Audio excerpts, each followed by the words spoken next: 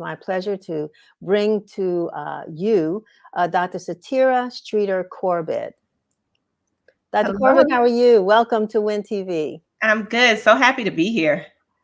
So am I, because we're talking about Black love and what that all means. But, love relationships are difficult. Mhm. And we are grateful to have people like yourself, who can help us through couples therapy to learn, when we reach these would seem insurmountable hurdles, to help us go through. So tell me, how does couples therapy work? What do you do?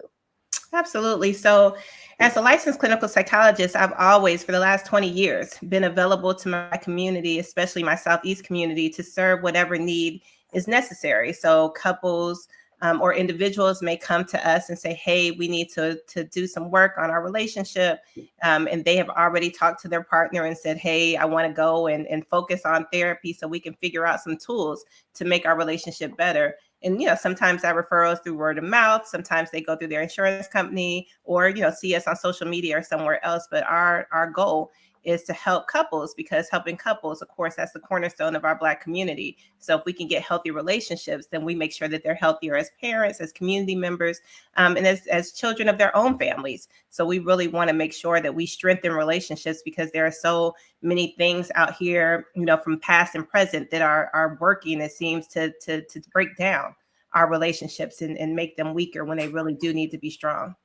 At what point in a relationship, a lot of folks, we have some funny videos that folks will be able to see from some of the couples we've interviewed over the past week. And people meet each other and they end up in relationships. But at what point in the relationship is it like, right when they, first of all, do people commit to each other anymore? That's one of the things. But how do you get to that? And what does what does it look like? What do people have to say to each other, or do you get people to understand about each other to understand whether they're actually in a committed relationship? Right. So we definitely see a range. I see couples who are premarital. They're thinking about getting married. They're thinking about moving in together. So they're in those early stages, and maybe they've seen some models of unhealthy relationships. So they literally say, hey, I want to do this different. I want to have a relationship that lasts. I don't want this to end up in divorce or in some type of ugly breakup. So let's do this now, before we even get started, when we don't even really have any issues, but we just want to make sure we have these tools. And then I've seen couples that have been married for 30 or 40 years that basically are like, we need to get the spark back. This relationship used to be good, but now we're just kind of here existing together.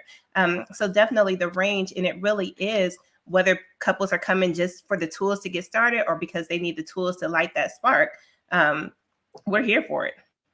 And so, a couple decides at this point, they wanna get married, right? Mhm. And so, do you advise couples to go through some type of therapy or counseling before they say I do? I do. And the reason for that is I work, almost exclusively with African American couples. And I know, we were never, from being stolen from Africa and brought here. The intention was never for us to join together and have happy, healthy relationships or anything like that. That wasn't the purpose of why we're here.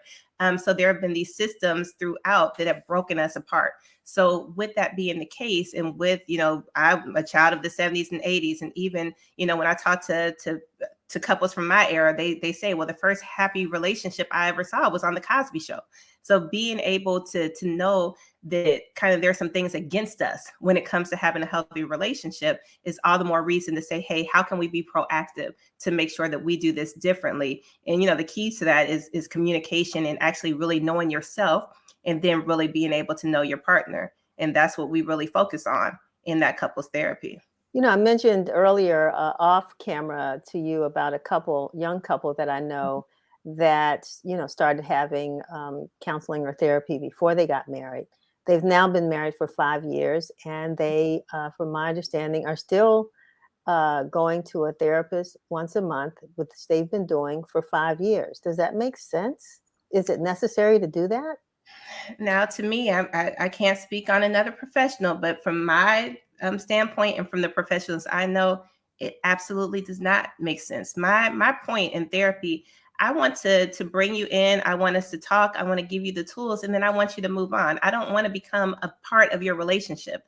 I want to be, even in couples therapy, the couple, is hard in this virtual space because they're talking to the computer, looking at me. But even then, I say, no, say that to your partner. Don't tell me how you're feeling. Tell your partner. So really teaching them to connect together so that I can become obsolete. And I want them at some point to say, we don't need Dr. Streeter anymore. We got this. That I want to be not needed.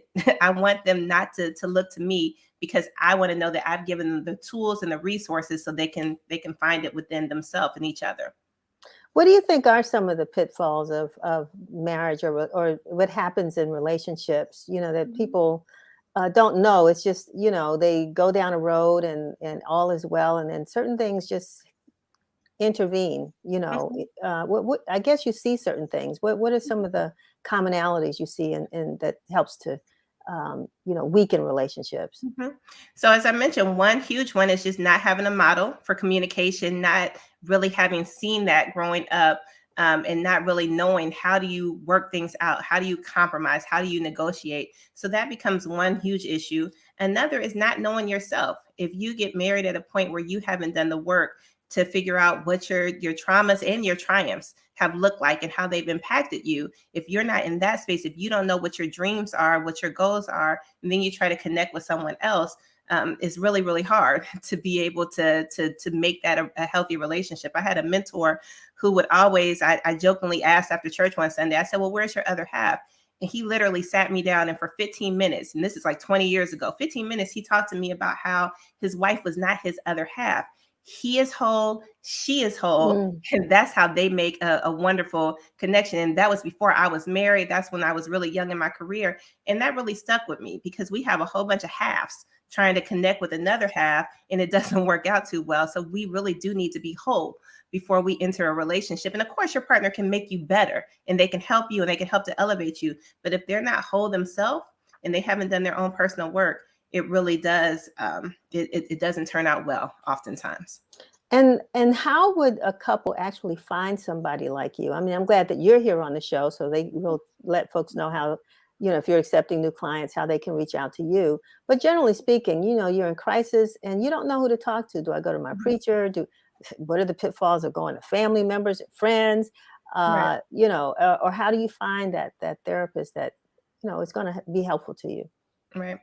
One thing I do feel like word of mouth is really important. And it's so interesting. When I became a psychologist in 2001, it was still real hush hush. You didn't tell anybody you were going to therapy, because that was, possibly against the church, or that was telling too much of your family's business. And I opened up my practice right in Anacostia.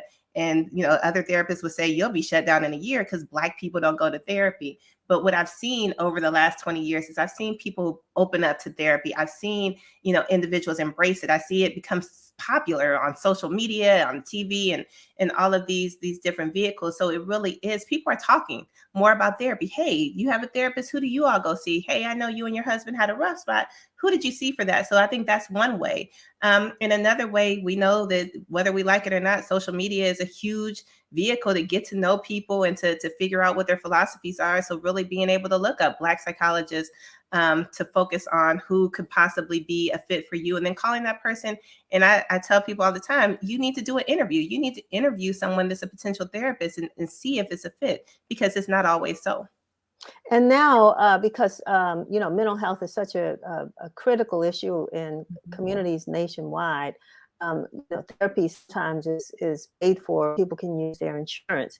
Is that something you're seeing more of now with Mhm. certain insurance carriers? Right. So I'm a person who always wanted to get my full money's worth from everything I buy. And I've seen, in the past where people would have insurance and they would have mental health benefits included, but literally would not touch that piece. But really getting the word out that no, therapy is health. Mental health is health. So that is included on most insurance plans. So being able to, why let that part of your plan go to waste? Go get you some therapy if you feel like you need it. And we all need somebody to talk to at some point of our life. Oh, no question. That's why I do Win TV, because I need people to talk to. So that's really great. Well, how's your business now? Are you accepting new clients as well? We are accepting new couples. Like I said, I've Uh-huh. definitely made a shift, because with the limited time I have, because of my family and because of the clients that I've had, throughout the years, I had to figure out where could I really be most helpful? How can my hour be best spent? If I only have 8 hours of a day to see clients. And I really did find that what I was getting from couples therapy and being able to work with both of them in the room, made such a difference. And especially because I'm concerned about children, it makes a difference to the children. I've done, child psychology for years. But when we get parents on board and we get parents on the right page, because typically the issue is not the child. The issue oftentimes is the parent. And if we can help parents, be better for themselves and then better for their children, then again, things change.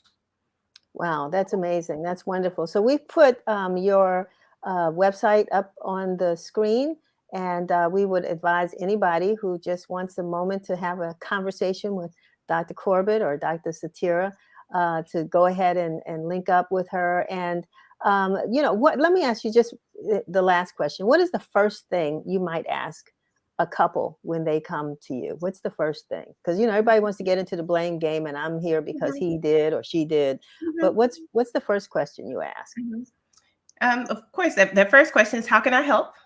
And I Right. really do want to hear that from both sides of the story. And then my next question is, what are you willing to do? What are you willing to do to improve the relationship? What are you willing to do to improve your life and how you're feeling?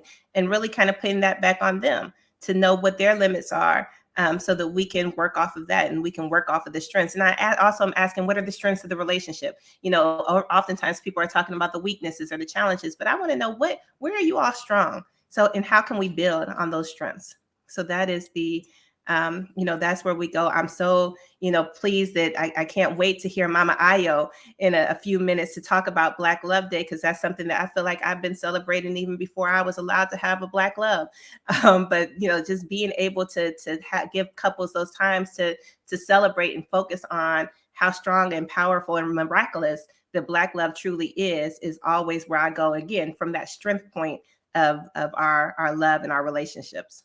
Dr. Satira, thank you so much. You've given us a great segue to Io Handy. Handy, we're going to go to her next, but thank you so much for being with us, and thank you for what you do to keep Black love alive. Thank you. All righty.